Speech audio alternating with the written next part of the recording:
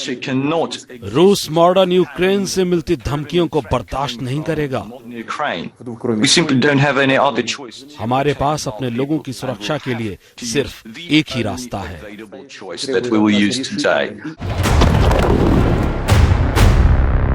जितनी धमकियां उतना धुआं धुआं। पुतिन हमलावर है। पुतिन ने जंग छेड़ी है। अब वो और उनका देश नतीजा भुगतेंगे। रूस पर वैसे ही प्रतिबंध होंगे जैसे जंग उन्होंने छेड़ी है। एक देश पर हमला सभी नेटो देशों पर हमला माना जाएगा। जितने कठोर प्रतिबंध उतना कड़ा प्रहार।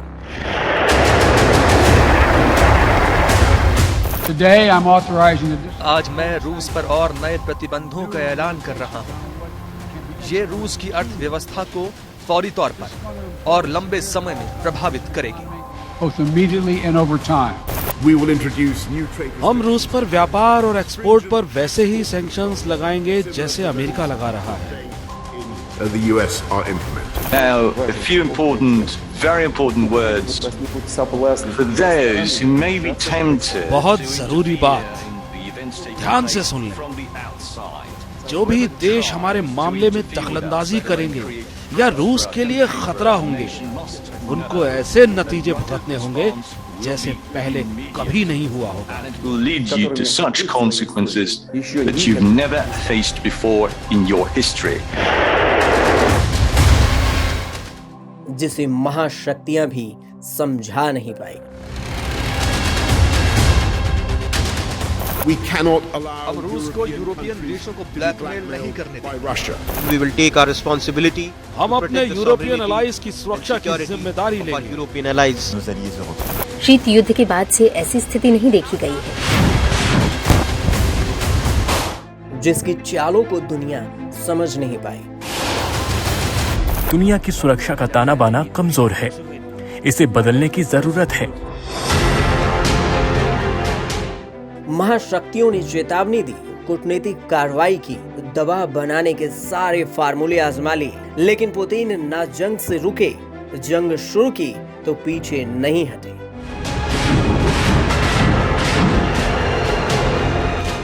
क्या पुतिन के दिमाग में डर नहीं, या पुतिन के दिमाग में चल रहा है अभी खतरनाक खेल? भारत चाहता है कि शांति कायम होनी चाहिए। बातचीत के द्वारा इसका हल निकाला जाना चाहिए। President Putin, in the name of humanity, राष्ट्रपति पुतिन मानवता के लिए अपनी सेना को वापस बुलाएं। of humanity, मानवता के लिए यूरोप में ऐसी जंग की शुरुआत न करें जो पिछले 100 सालों में नहीं हुई। worst war since the beginning of the century. Putin जंगी मैदान से शक्ति, महाशक्ति और वैश्विक सुपर शक्ति की नई परिभाषा गढ़ रहे हैं। दुनिया के नक्शे पर रूस को नए सलीके से लेकर आए हैं। दुनिया हैरान है कि उनका दिमाग सोच क्या रहा है। None of us. हमें धोखा मत दो, हम धोखे में नहीं आएंगे। There is no justification. Vladimir Putin has come to believe that Putin को लगता है वो झूठ बोल सकते हैं, he can अंतर्राष्ट्रीय कानून को तोड़ेंगे, with impunity. उनको लगता है कि वो जो चाहे करेंगे in the interests of the Russian state. And what we are demonstrating, लेकिन हम मिलकर सामना करेंगे। united response is that is simply not true. क्यों अमेरिका के 5 राष्ट्रपति भी पुतिन के दिमाग को डिकोड नहीं कर सके? This is a premeditated attack. I don't think I underestimated him, but I think that I underestimated the degree to which in this. मैंने पुतिन को कम करके नहीं आंका, बल्कि मैंने इस इंफॉर्मेशन एज को कम करके आंका जिसमें समाज में गलत जानकारी फैलाई जाती है।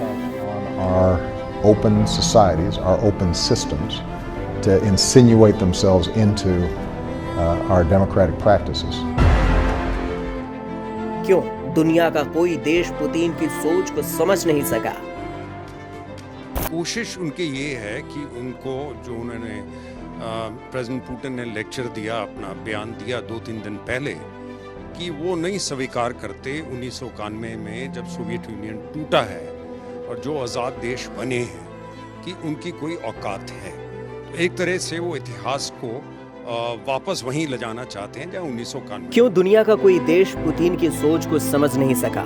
क्यों पुतिन के काम करने का अंदाज दुनिया के लिए एक पहेली है। रूस का आज वो रुतबा नहीं जो 3 दशक पहले रहता था। दुनिया भी अब वैसी नहीं जो जंग के भार को झेल सके। आपदाओं से जूझ रही विश्व के बीच यूक्रेन से लड़ते जंग फिर क्या है?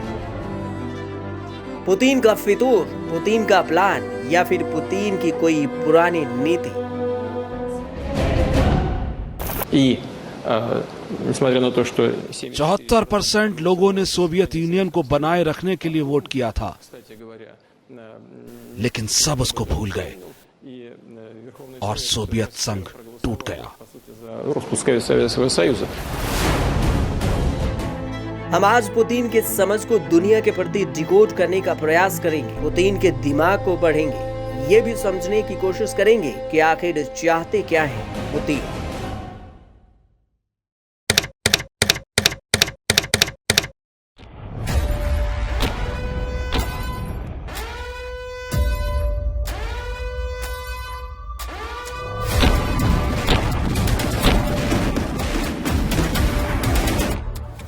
ये कीव की लड़ाई जो अपने साथ तबाही लेकर आई है। पूरा शहर धमाकों के शोर में तब्दील हो चुका है। आसमान में धुएं ने सूरज की रोशनी को छिपा दी।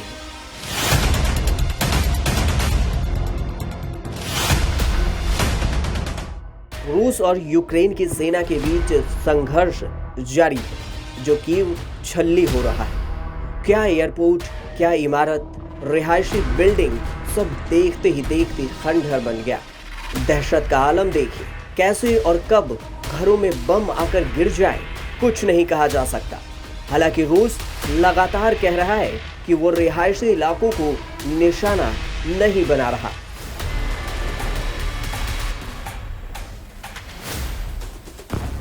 लेकिन तस्वीरें कुछ और ही बयां कर रही है। दोनों सेनाएं पीछे हटने को तैयार नहीं। रूस के राष्ट्रपति व्लादिमीर पुतिन ने मिन्स्क समझौता तोड़ा, यूएनएससी की बात नहीं मानी। कई दिग्गज और शक्तिशाली नेता पुतिन को मनाने में लगे, लेकिन पुतिन मानने को तैयार ही नहीं। उत्तर में आर्कटिक महासागर, दक्षिण में उत्तर कोरिया, मंगोलिया, चीन, अफगानिस्तान, ईरान और तुर्की, पश्चिम में Romania, Hungary, Czechoslovakia, Poland, Finland और नॉर्वे यूएसएसआर से सीमा साझा करते थे। अब रूस इतना सा है। इस नक्शे को ध्यान में रखते हुए पुतिन के दिमाग के एक और गांठ को खोलने की कोशिश करते हैं। लेकिन उससे पहले यूक्रेन को लेकर उनकी राय सुनिए। यूक्रेन और रूस एक राष्ट्र है। दिसंबर 1991 में सोवियत संघ का ढहना असल में रूस के इतिहास का विघटन था। मौजूदा यूक्रेन का निर्माण कम्युनिस्ट रूस ने किया था, जो आज कठपुतली राज्य बनकर रह गया। अब पहले 2014 में चलते हैं, जब रूसी सेनाओं ने क्रीमिया पर कब्जा किया था।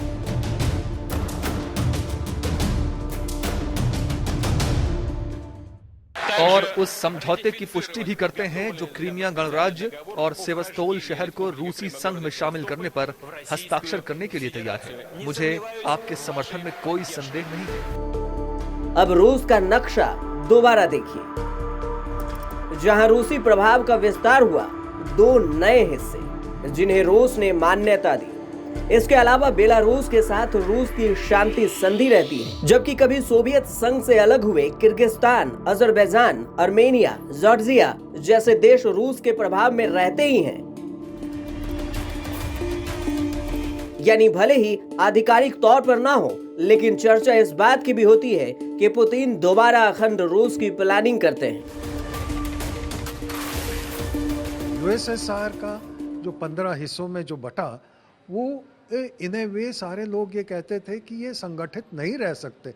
इकोनॉमिकली वो फिजिबल नहीं था, पॉलिटिकली ये फिजिबल नहीं था, ज्योग्राफिकली और ट्रेडिशनली इनमें जैसे उज़्बेकिस्तान का है, उसका कोई रिश्ता नहीं था रशिया के साथ।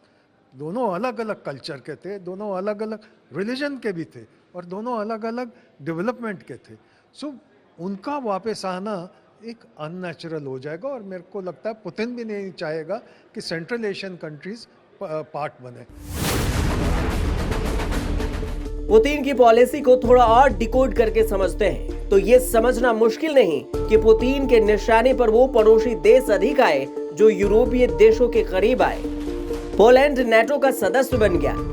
यूक्रेन का नाटो के सदस्य बनने का स्पष्ट अर्थ था रूस की सीमाएं यूरोपीय यूनियन से अलग की जाए। 3 देश तो टूट के नेटो के मेंबर बने हुए हैं।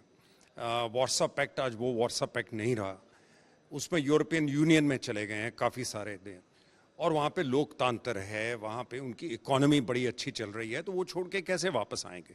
तो ये लड़ाई सिर्फ इसकी है, इसमें थोड़ी मैं समझता हूँ पश्चिम की भी गलती है, अमेरिका और इनकी, क्योंकि वो नेटो को आस्ता आस्ता रूस की सरहद की तरफ बढ़ाते गए हैं।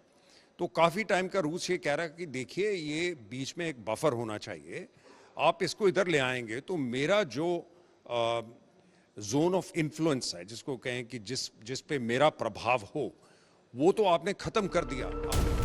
रूस की सीमाएं यूरोपीय यूनियन से लग जाएं, लेकिन पुतिन को ये गवारा नहीं था। साल 2014 में जब रूसी सेनाओं ने क्रीमिया पर कब्जा किया तो पुतिन खुद रूस का झंडा बाइक पर लगाकर घूमे थे।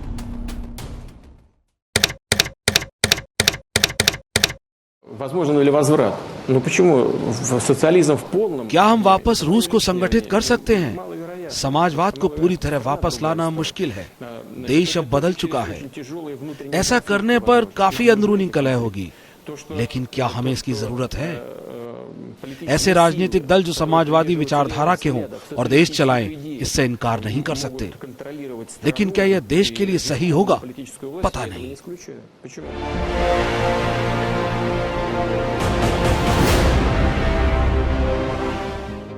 तारीख, इतिहास और दुनिया के लिए इतिहास भले ही बीते दौर की बात है, पर पुतिन की बातों में हमेशा आज बनकर सामने आता है। Клянусь при осуществлении полномочий президента Российской Федерации уважать и охранять права и свободы человека и гражданина. पुतिन ने यूएसएसआर का स्वर्णिम काल भले ही अच्छी तरह से ना देखे हों, लेकिन संघर्ष खुद जिया है। Молока около 2000 тонн. Значит, это фактически перекрывает все наши потребности. Но это впечатляет, я могу сказать. वो आज जिस रूस का नेतृत्व करते हैं, कभी उस रूस का दुनिया पर दबदबा था। सोवियत संघ 20वीं सदी का सबसे ताकतवर साम्राज्य था। विज्ञान, इतिहास, अर्थव्यवस्था में वो दुनिया का सरदार हुआ करता था। पुतिन जब 5 साल के थे, तब उनके देश सोवियत संघ में 1957 में इंसानों द्वारा बनाया हुआ पहला उपग्रह स्पुतनिक 1 अंतरिक्ष में भेजा। स्पेस में पहला इंसान भी सोवियत संघ ने ही भेजा। हिटलर का तानाशाही खत्म करने वाला भी यूएसएसआर था और परमाणु फोड़ने अमेरिका को टक्कर देने वाला भी यूएसएसआर था। पुतिन इसी सबको देख देख कर बड़े हो रहे थे। 23 साल के हुए तो पिता की तरह केजीबी में जासूस बन गए। उनकी पहली पोस्टिंग हुई बर्लिन में।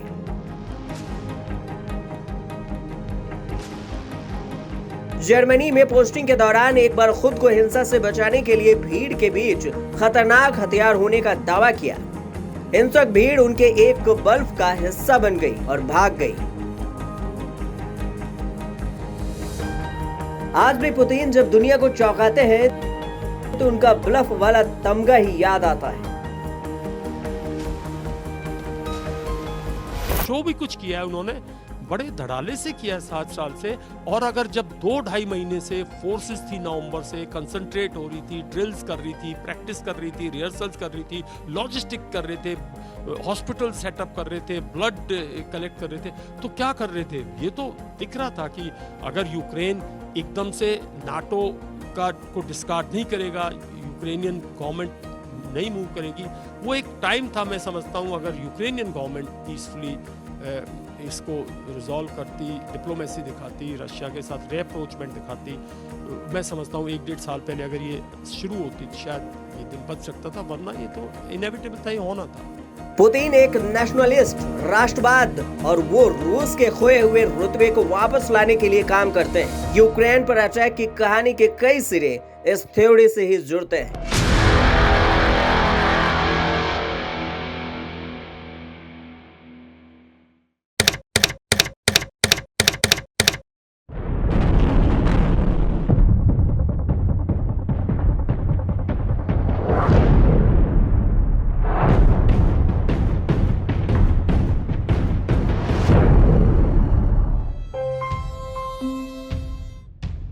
सिर्फ यूक्रेनी सैनिक ही नहीं, कई जगहों पर आम नागरिक भी रूसी सेना के खिलाफ उठ खड़े हुए हैं।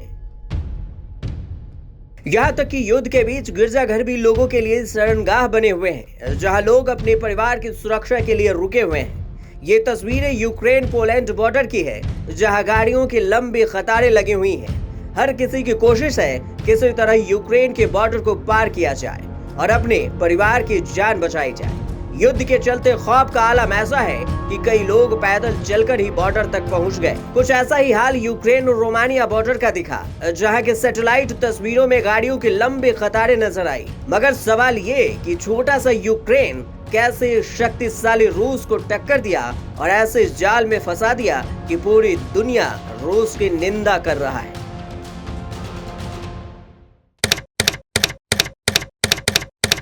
Ставлю данный проект резолюции на голосование.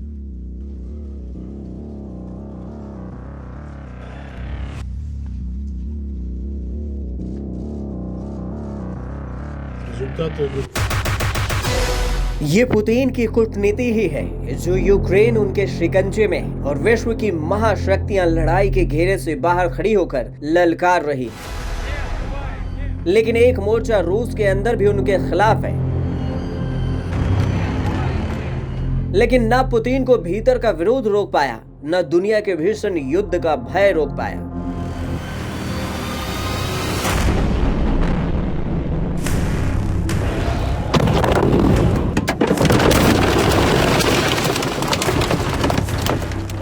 डर और ऐसे संकोच नहीं है, उसने वो ना ज्यादा पब्लिक ओपिनियन से इफेक्ट है, उसका एक गोल है, एक ऑब्जेक्टिव है जो उसने 2001 में बहुत अपने लोगों को बहुत स्पष्ट बताया था। सदी के दूसरे दशक से दुनिया पुतिन का गुस्सा देख रही है, लेकिन जब पुतिन रूस के राष्ट्रपति बने तभी उन्होंने तय कर लिया था अमेरिका और यूरोपीय संघ के दबदबे से ऊपर उन्हें वर्चस्व का झंडा लहराना है, भले ही रास्ता कितना भी घातक हो। पुतिन साल 2000 से साल 2004, 2004 से 2008 के बीच रूस के राष्ट्रपति रहे। रूस में यह व्यवस्था थी कि वहां कोई भी नेता 2 बार से ज्यादा राष्ट्रपति नहीं बना रह सकता। इसलिए पुतिन 2008 में रूस के प्रधानमंत्री बने और फिर 2012 में उन्होंने नया प्रस्ताव लाकर राष्ट्रपति के कार्यकाल को 4 से 6 वर्ष कर दिया। साथ ही 2 बार से ज्यादा राष्ट्रपति नहीं बनने की शर्त भी समाप्त कर दी।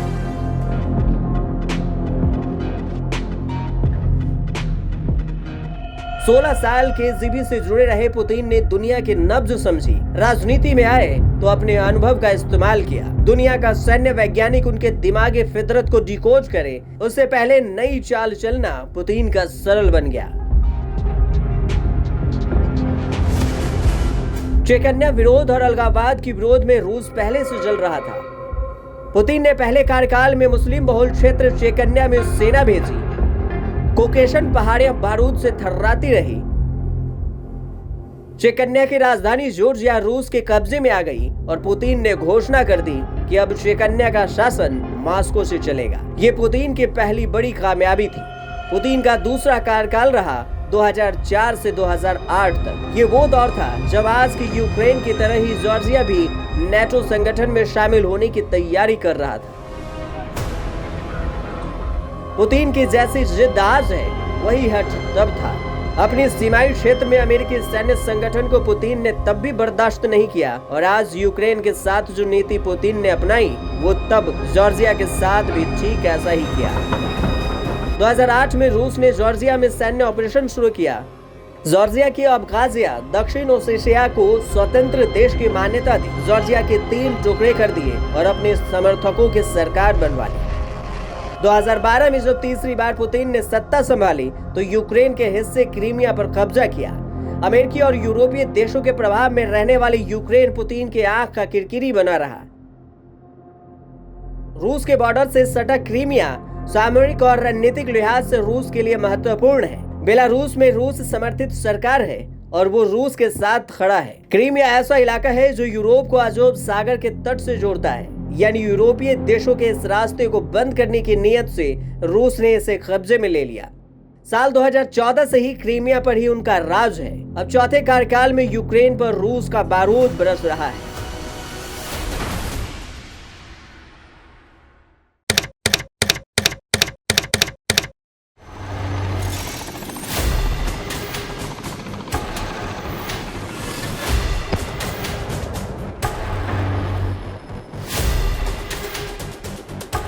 ये जंग कब थमेगी कोई नहीं जानता।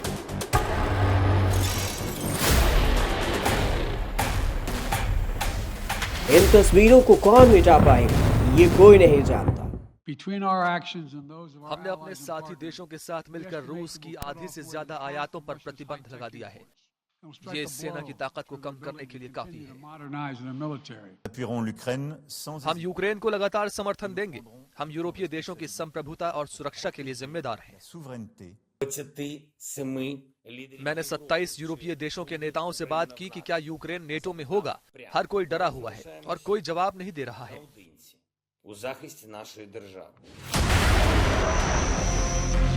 यूक्रेन पर पुतिन की गनतनी थी।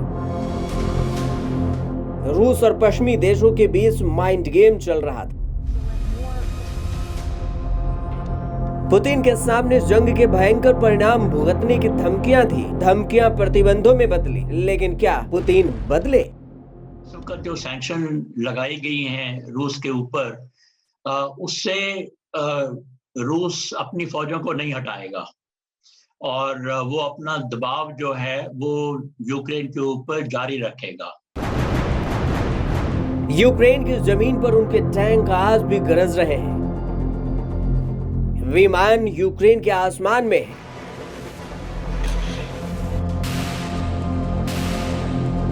यूक्रेन के राष्ट्रपति जेलेंस्की कह रहे हैं कि जल्द यूक्रेन को बचाओ। हमें यूक्रेन को बचाना है, लोकतंत्र को बचाना है। हम ये करेंगे यूक्रेन के लिए।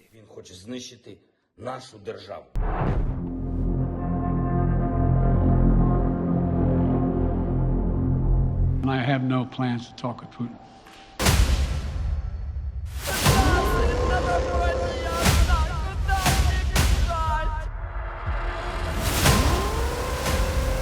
एक झलझलाहट है दुनिया की महाशक्तियों के मन में। एक तिलमिलाहट है पुतिन को सबक सिखाने की, लेकिन पुतिन का रुख देखकर हथियारों के मुंह बंद हैं। निंदाओं और प्रतिबंधों के कारतूस चले जा रहे हैं। उधर यूरोपीय यूनियन से रूस पर वित्तीय ऊर्जा, ट्रांसपोर्ट से जुड़ी प्रतिबंध लगाए हैं। रूस के 70% बैंकिंग सेक्टर और रूसी कंपनियों पर भी पाबंदी लगाई है। यूरोप में पुतिन के संपत्तियों को भी सीज किया जा रहा है। अमेरिका ने रूस को टेक्नोलॉजी देने से इनकार कर दिया है, जिसका असर ये होगा कि रूस अपनी सैन्य तकनीक को और उन्नत नहीं बना पाएगा। अमेरिका से आने वाली semiconductor chip, telecommunication, cyber security तकनीक, लेजर, सेंसर, नौसेना से जुड़ी तकनीक सब मिलने बंद हो चुकी थी। ब्रिटेन ने रूस की बड़ी कंपनियों और 100 बड़े लोगों पर प्रतिबंध लगा दिए हैं। जर्मनी ने रूस की महत्वाकांक्षी गैस पाइपलाइन परियोजना नॉर्ड स्ट्रीम 2 का क्लियरेंस भी रोक दिया है। जापान ने रूस के कारोबारियों,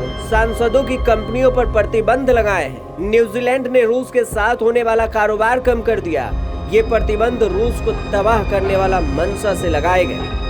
अमेरिका ने रूसी राष्ट्रपति पुतिन, रूसी रक्षा मंत्री, विदेश मंत्री, जनरलों की संपत्तियों को फ्रीज करने का फैसला लिया है। We also have taken steps to sanction oligarchs around President Putin, people who have benefited from corruption and cronyism in the system, and even their family members to prevent them from having the capacity to move around their assets. Putin के मन में Ukraine का plan शायद तब से था जब किसी और ने उस तरफ सोचना शुरू भी नहीं किया था, लेकिन कैसे, ये भी समझाते हैं। 2014 से ही पुतिन ने अमेरिकी डॉलर से दूरी बनाना शुरू कर दिया और अपनी जमा पूंजी सोना और यूरो में इकट्ठे करनी शुरू कर दी। इसके अलावा वो रूस के बड़े बैंकिंग वैश्विक इकोनॉमी के अंदर घुसे हुए हैं, जिसका प्रभाव सिर्फ रूस नहीं, दुनिया के कई देशों पर रहता है। इतनी सैंक्शन लगा पाते हैं जिसका असर रूस के ऊपर बहुत ज्यादा पड़े। इस वक्त जो सैंक्शन लगाई गई हैं, चाहे वो जर्मनी की तरफ से है या यूएसए की तरफ से है या जापान और बाकी देशों की तरफ से है, मेरे ख्याल में उसका इतना असर नहीं पड़ेगा और उसके लिए रूस ऑलरेडी तैयार है। इसमें हमको कोई शक नहीं है कि रूस इस वक्त दुनिया में नंबर 2 प्रोड्यूसर है ऑयल का और गैस का, और अगर वो यूरोप को इतनी गैस नहीं भेज पाता तो वो दूसरे देशों में भेज सकता है जहां पर, और थोड़ा उसको सस्ता भी कर सकता है उसको भेजने के लिए। हालांकि अभी प्रतिबंधों का पहला चरण है, क्योंकि जंग अभी शुरू हुई है। प्रतिबंध और बढ़े तो रूस पर संकट भी बढ़ेगा, लेकिन क्या पता पुतिन के पास इसका और भी कोई प्लान हो।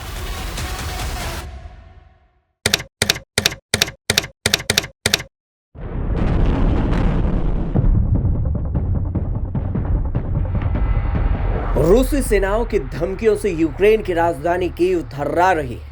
चंद घंटों में यूक्रेन का इतिहास बदलने के कगार पर है। लेकिन यूक्रेन के राष्ट्रपति के पास अमेरिकी राष्ट्रपति से पेशकश आई कि उन्हें यूक्रेन से परिवार सहित तो सुरक्षित निकाला जा सकता है, लेकिन जेलेंस्की ने इसे ठुकरा दिया। Голова офісу президента тут, прем'єр-міністр Шмигаль тут, Подоляк тут, президент тут. Всі ми тут, наші військові тут, громадяни суспільства тут, всі ми тут. Захищаємо нашу незалежність, нашу державу. І так буде. कल क्या हो किसी को नहीं पता। ये बात भी कही गई कि जेलेंस्की यूक्रेन के राजधानी कीव को छोड़ चुके हैं, लेकिन जेलेंस्की के नए वीडियो ने इसे गलत साबित कर दिया। जेलेंस्की की तरफ से बयान आया कि वो और उनकी सेनाएं लड़ रही है, रूस के सैन्य बल को जवाब दे रही है।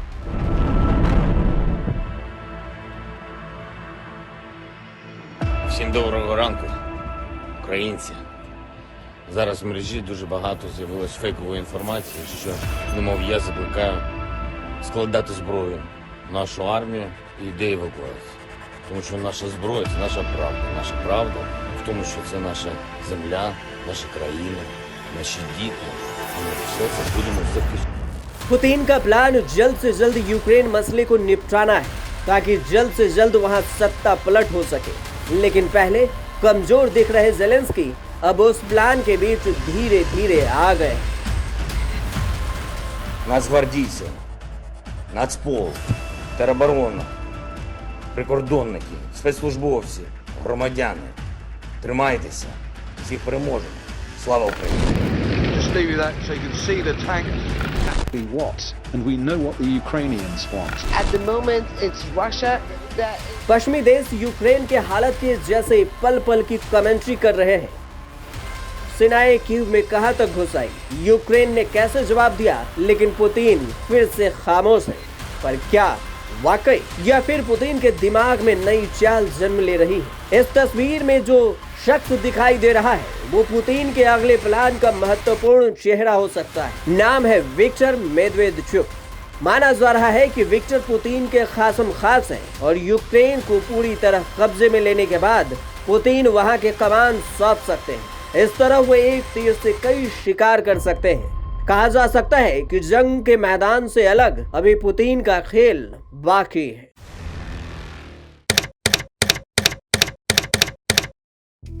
पुतिन उधर नई खेल की नीति सोच रहे हैं, नई नीति बना रहे हैं, नई खेल की चाल सोच रहे हैं। तो इधर यूक्रेन के राष्ट्रपति वोलोदिमीर ज़ेलेंस्की खुद जंग के मैदान से दुनिया को एकजुट होकर यूक्रेन की मदद करने की अपील कर रहे हैं। जंग जीतकर भी पुतिन जंग हारते नजर आ रहे हैं, तो कॉमेडियन ज़ेलेंस्की जंग हार कर भी दिल जीतते नजर आ रहे हैं। लेकिन कैसे, चलिए समझते हैं।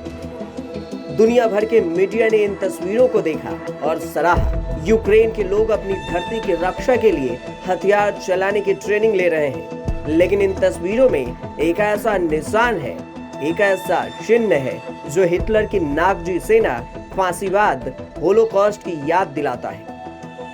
ये निशान नाज़ी जर्मनी के एलीट फोर्स पैंसर डिवीजन 10 राइक का है। इसी इंसिग्निया से मिलता जुलता निशान यूक्रेन के नेशनल गार्ड अज़ोव बटालियन का है। इसी निशान का हवाला देते हुए युद्ध छेड़ने से पहले पुतिन ने कहा था, युद्ध की सेना नाजियों जैसा व्यवहार कर रही है। We have been subject to abuse and genocide by the Kiev regime for 8 years. And to do this, we will strive to demilitarize and denazify Ukraine. And also bring to justice those who have committed numerous bloody crimes against civilians, including citizens of the Russian Federation. माना जाता है कि Azov regiment neo Nazi और white supremacy यानी श्वेत लोगों की प्रभुता की बात का वकालत करने वाला दल है। अज़ोव रेजिमेंट का उभार 2010 से माना जाता है। रूस समर्थकों और यूरोपीय यूनियन के समर्थकों के बीच खूनी संघर्ष हुआ। अज़ोव बटालियन के लड़ाकों ने रूस के खिलाफ लड़ाई लड़ी। 2014 के अंत में अज़ोव बटालियन के लड़ाकों को नेशनल गार्ड्स में शामिल कर लिया गया। अज़ोव बटालियन का वर्चस्व वेस्ट यूक्रेन में ज्यादा है और यही वो लोग हैं जो प्रो यूक्रेनियन रशियन के खिलाफ काम करते हैं। इनका दखल वहां के राजनीति में भी बढ़ने लगा था। जंग दुनिया देख रही है, पुतिन की आक्रामकता दुनिया देख रही है, लेकिन अंजाम क्या होगा इस जंग का ये कोई नहीं जानता। पुतिन आगे की और क्या क्या योजना सोच चुके होंगे ये भी कोई नहीं जानता। युद्ध तक सीमित रहेगा या महायुद्ध में बदलेगा, शायद ये भी कोई नहीं जानता।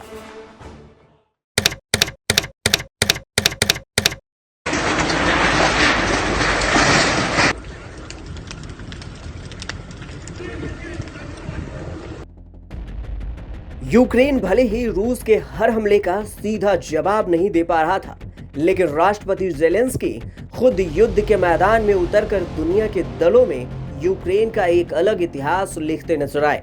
सबसे पहले उन्होंने रूस से आमने सामने के युद्ध के साथ साथ मनोवैज्ञानिक युद्ध की रणनीति बनाई, जिसे पुतिन हमला करके फंसे हुए नजर आए। ज़ेलेंस्की ने 7 रणनीति अपनाई, जिसमें पुतिन फंसते गए। गोरिल्ला युद्ध की रणनीति। रूस बड़ी सेना लेकर और बड़े हथियारों के साथ यूक्रेन पर धावा बोल रहा था और यूक्रेन उससे निपटने के लिए गोरिल्ला युद्ध की रणनीति अपनाकर सबको हैरान कर दिया। अपने मजबूत इरादों में रूसी सेना को ट्रैप किया। रूस यूक्रेन पर डोनबास, बेलारूस, सुमी और सेर्नोबिल जैसे शहरों से तीनों तरफ से हमला कर रहा था, लेकिन यूक्रेन ने अपने मजबूत गढ़ माने जाने वाले खार्किव, कीव जैसे शहरों से मजबूत मोर्चाबंदी करके अपनी पसंद का युद्ध क्षेत्र तैयार कर लिया। पश्चिमी देशों से लगातार हथियार की सप्लाई। जब शुरुआत में अमेरिका, नेटो देशों ने यूक्रेन को सेना से मदद के लिए इनकार किया, तो खुद राष्ट्रपति ज़ेलेंस्की युद्ध के मैदान में उतरकर दुनिया के नेताओं से बातचीत की। उसके बाद अमेरिका, ब्रिटेन, जर्मनी, चेक गणराज्य, फ्रांस, नीदरलैंड, पोलैंड, दुनिया के करीब 28 ऐसे देश हैं जिन्होंने हमलों से निपटने के लिए यूक्रेन को तुरंत मदद पहुंचाने का ऐलान किया। वार्ता की पेशकश ठुकराना। पूरी दुनिया रूस के हमलों की आलोचना करने लगी। 24 फरवरी 2022 से शुरू हुआ जंग के 3 दिन बाद बेलारूस में रूस वार्ता के टेबल पर आने को तैयार हुआ, तो यूक्रेन ने ये कहते हुए बेलारूस से पहले वार्ता से इनकार कर दिया कि किसी ऐसे देश की जमीन पर वह वार्ता नहीं करेगा जिसे अपनी सीमा से रूस के सैनिकों को यूक्रेन पर हमला करने दिया जाए।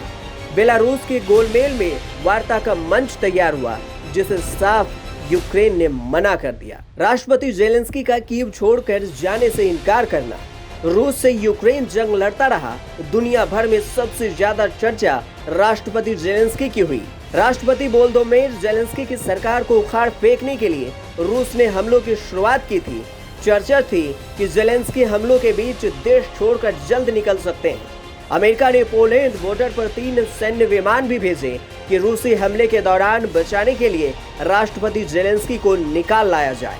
लेकिन कभी मशहूर कॉमेडियन और एक्टर रहे यूक्रेन के राष्ट्रपति वोलोदिमीर जेलेंस्की के रुख ने दुनिया को हैरान कर दिया।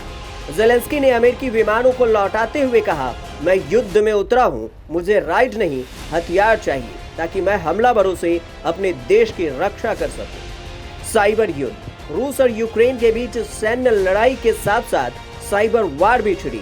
यूक्रेन के कई वेबसाइट हैक हुए तो रूस पर यूक्रेन के साइबर हमलों ने भी पूरी दुनिया में रूस को साइबर अटैक का निशाना बनाया। रूस के कई वेबसाइट हैक हो गए। दुनिया भर के कई हैकर समूह रूस के खिलाफ यूक्रेन के समर्थन में आए और लगातार रूस वेबसाइट और टेलीकम्युनिकेशन माध्यमों को निशाना बनाए। ICJ और UN जैसी वैश्विक संस्थानों में रूस की घेराबंदी। UN के मंच पर जहां अमेरिका, ब्रिटेन, फ्रांस ने तुरंत युद्ध रोकने के लिए रूस के खिलाफ प्रस्ताव पेश किया, वहीं यूक्रेन ने रूस के खिलाफ ICJ यानी अंतर्राष्ट्रीय अपराध न्यायालय में शिकायत दर्ज कराने की बात कही। जंग के खिलाफ यूक्रेन पर रूस के हमले का कई देशों में विरोध हो रहे थे। सबसे बड़ा प्रदर्शन जर्मनी के बर्लिन में हुआ। यहाँ एंटी वार प्रोटेस्ट में हजारों लोग सड़कों पर उतरे। रूस की राजधानी मॉस्को, सेंट पीटर्सबर्ग और दूसरे शहरों में 460 लोगों को हिरासत में लिया गया। लंदन में रशियन एम्बेसी की दीवार पर लोग पुतिन विरोधी पोस्टर लगाए कि पुतिन को ये युद्ध रोक देना चाहिए, लेकिन ना तो पुतिन पीछे हटे और ना ही जेलेंस्की 1 इंच भी अपनी जमीन से पीछे जाना चाहते थे।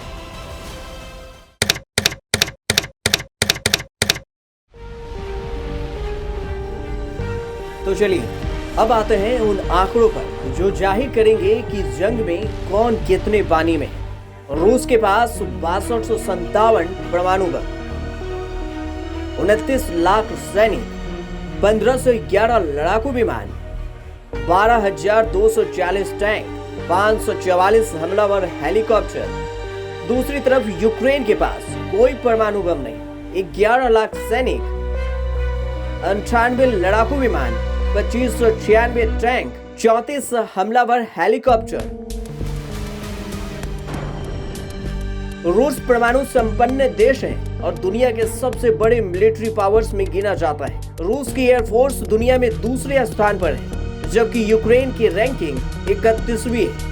आंकड़ों से साफ है कि रूस और यूक्रेन के बीच कोई मुकाबला नहीं। फिर भी इन दोनों देशों की वजह से दुनिया तीसरे विश्व युद्ध के अंदेशे से सहमी हुई है। यूक्रेन की सीमा को चारों तरफ से जिस तरह से रूस ने 1 लाख सैनिकों के टैंक से, तोपों से, ड्रोन से, परमाणु हथियारों से लैस मिसाइलों और हथियारों से घेर रखा है, आक्रमण कर रहे हैं, तो वहीं यूक्रेन भी पूरी ताकत से डटा हुआ है। बस यूं समझ लीजिए कि रूस और यूक्रेन आर पार की लड़ाई में डटा हुआ है। लेकिन सवाल ये भी कि इन दो देशों की वजह से दुनिया को तीसरे विश्व युद्ध का सामना तो नहीं करना पड़ेगा।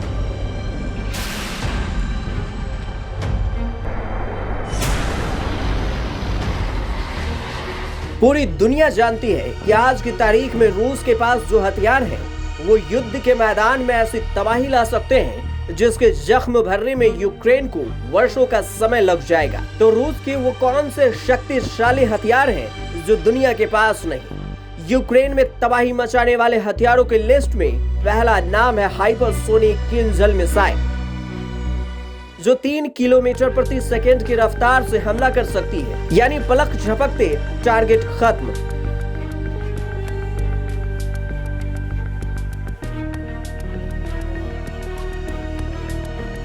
इसके अलावा लगभग 2000 किलोमीटर तक हमला करने में सक्षम है। सबसे खास और खतरनाक बात यह है कि किंजल मिसाइल परमाणु बम गिराने की ताकत रखती है और रूस की इन हाइपरसोनिक मिसाइलों का तोड़ अभी अमेरिका समेत किसी भी नाटो देश के पास नहीं है। यूक्रेन को लेकर नेटो देशों को सबक सिखाने के लिए रूस ने अपनी हाइपरसोनिक मिसाइल किंजर को कालिनग्राड शहर में तैनात कर दिया है, जो बाल्टिक सागर के पास है और पोलैंड और लिथुआनिया की सीमा से सटा हुआ है। रूस के T-14 आर्मटा टैंक को दुनिया के सबसे खतरनाक टैंकों में गिना जाता है। ये टैंक भी कीव पर हमले की तैयारी में है। T-14 आर्मटा टैंक रूसी सेना का मेन बैटल टैंक यानी मुख्य युद्धक टैंक है। 80 किलोमीटर प्रति घंटे की टॉप स्पीड से चलने वाली इस टैंक का वजन करीब 55 टन है। ये टैंक 125 mm के स्मूथ बोर कैनन से लैस है, जो 10 से 12 राउंड प्रति मिनट से गोले दागने में सक्षम है। इस टैंक से एंटी एयरक्राफ्ट मिसाइल को भी फायर किया जा सकता है। यूक्रेन पर आसमान से आफत बरसाने के लिए रूस का तुपोले Tu-160 फाइटर प्लेन भी तैयार है। Tu-160 को दुनिया का सबसे बड़ा बॉम्बिंग प्लेन कहा जाता है। 18 दिसंबर 1981 को रूस की सेना में इसे ऑफिशियली तौर पर शामिल किया गया था, जिसकी स्पीड करीब 2000 किलोमीटर प्रति घंटा है। रूस काफी समय से परमाणु हथियारों के लिए हाइपरसोनिक मिसाइल बनाना चाहता था। प्रोजेक्ट 4204 नाम से सीक्रेट कोड के साथ रूस ने हाइपरसोनिक रॉकेट VIU-71 बनाया। इसकी रफ्तार 12000 किलोमीटर प्रति घंटा है। ये मिसाइल बहुत आसानी से नेटो के डिफेंस सिस्टम को भेद सकती है। रूस के परमाणु पनडुब्बी यूरोडोलोर की रूस के आगे के विध्वंसक एक्शन में काम आ सकती है। साउंड प्रूफ होने की वजह से समंदर में इसका पता लगाना बहुत ही मुश्किल है। सबसे खास बात यह है कि इस पनडुब्बी में परमाणु हथियार लगाए जा सकते हैं। ये एक बार पानी के भीतर जाकर कई 100 किलोमीटर का सफर तय कर सकती है। पुतिन के अगले एक्शन में ये हथियार बड़ी भूमिका निभा सकते हैं। रूस इस समय यूक्रेन का सफाया करने के लिए किसी भी हद तक जा सकता है। नुकसान कम हो इसलिए कीव को घेरे में लिया जा रहा है, ताकि एक ही वार में युद्ध अपने अंजाम तक पहुंच जाए। खतरा कितना ज्यादा है इसका अंदाजा इसी से लगाया जा सकता है कि यूक्रेन में मौजूद अपने नागरिकों को अमेरिका, ब्रिटेन, ऑस्ट्रेलिया और भारत समेत कई देशों के नागरिकों को फौरन यूक्रेन छोड़ने की सलाह दी गई है। साथ ही रेस्क्यू ऑपरेशन भी जोर शोर से दिन रात जारी है। कुल मिलाकर यूक्रेन की सीमा जबरदस्त ठंड में भी बेहद गर्म है। दुनिया की सांसें अटकी है। बस पुतिन का एक इशारा और यूक्रेन खत्म।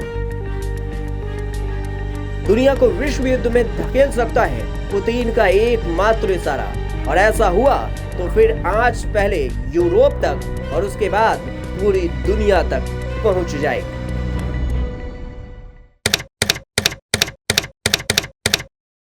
रूस यूक्रेन को छोड़ने के मूड में नहीं दिखा। पहले यूक्रेनी सेना के हेडक्वार्टर को बैलिस्टिक मिसाइल से नेस्तनाबूद किया, फिर कीव के पास टीवी टावर को ध्वस्त किया।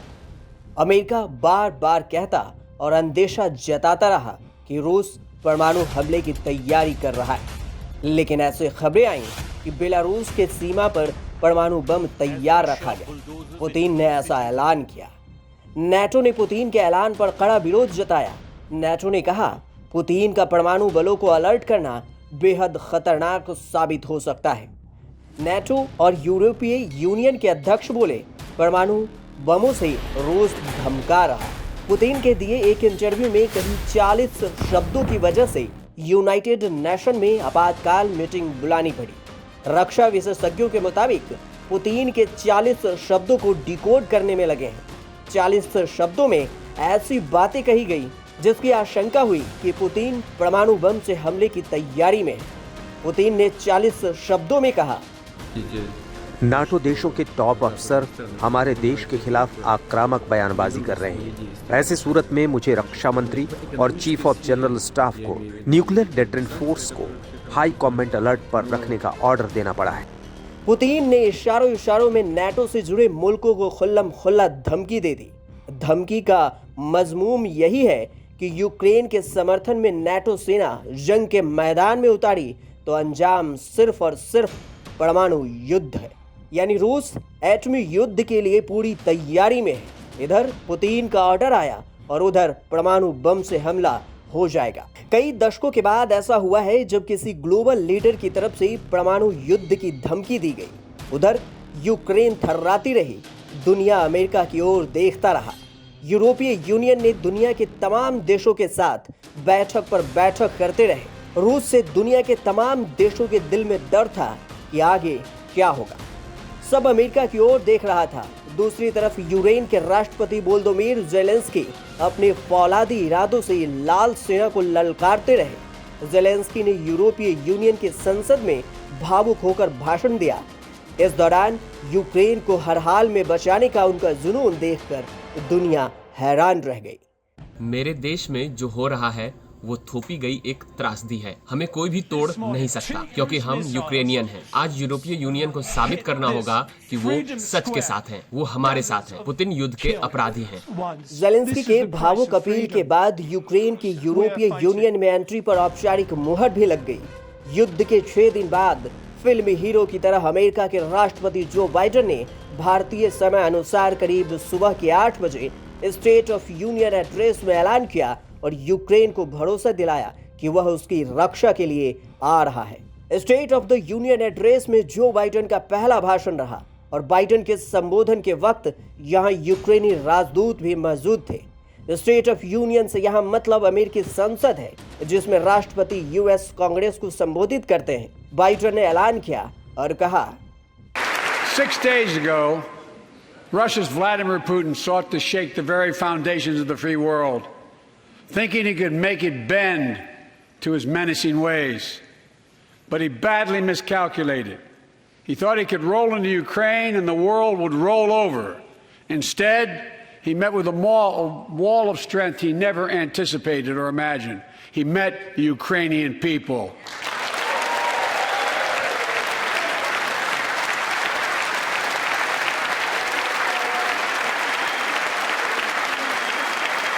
President Zelensky,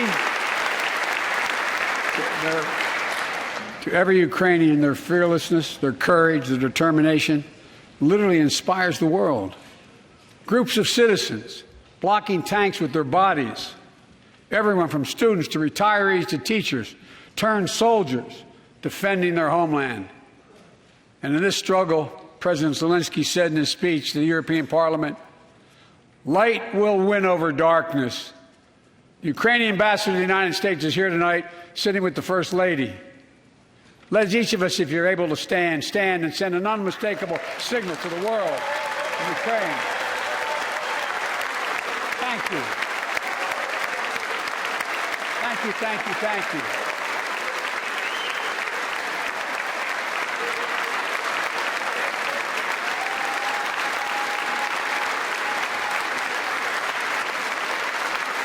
She's bright, she's strong, and she's resolved.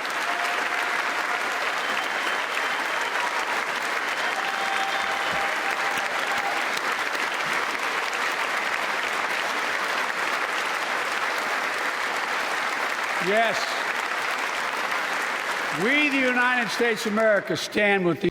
Putin's latest attack on Ukraine was premeditated and totally unprovoked. He rejected repeated efforts at diplomacy. He thought the West and NATO wouldn't respond. He thought he could divide us at home, in this chamber, in this nation. He thought he could divide us in Europe as well.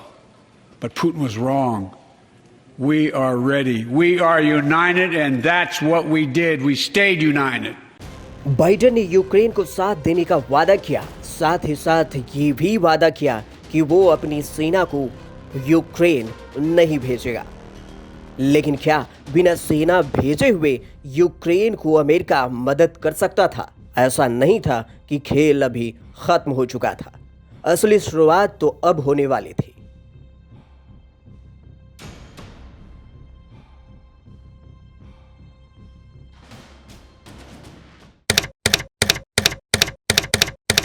America Ukraine की रक्षा की बात तो कह दी, पर शर्त थी, America सेना नहीं भेजेगा। जब सेना नहीं भेजेगा तो रक्षा कैसे करेगा? अभी युद्ध खत्म नहीं हुआ, ये डिजिटल दुनिया है और यूं समझ लीजिए कि अभी तो युद्ध की शुरुआत हुई। पुतिन यूक्रेन को तहस नहस करना चाहते थे। हजारों लाखों की संख्या में लोग पलायन करते रहे। रूस परमाणु बम की धमकी देता रहा, दुनिया खामोशी से देखती रही। तो क्या परमाणु हमला होगा या नहीं, ये बाद की बात है। लेकिन हमले का अंजाम समझिए क्या हो। सुबह जोर का धमाका हो और पल में ही हजारों लोगों की मौत हो जाए। लोग बैठे रहें और उनकी चमड़ी जलकर गिरने लगे। जोर से धमाके के बाद चारों ओर सन्नाटा छा जाए और कुछ देर बाद रोते बिलखते लोगों की आवाजें गूंजने लगी। कुछ ऐसा ही हुआ था अगस्त 1945 में, जब दूसरे विश्व युद्ध के दौरान अमेरिका ने जापान के हिरोशिमा और नागासाकी पर परमाणु हमला किया था। ये हमले इतने जोरदार थे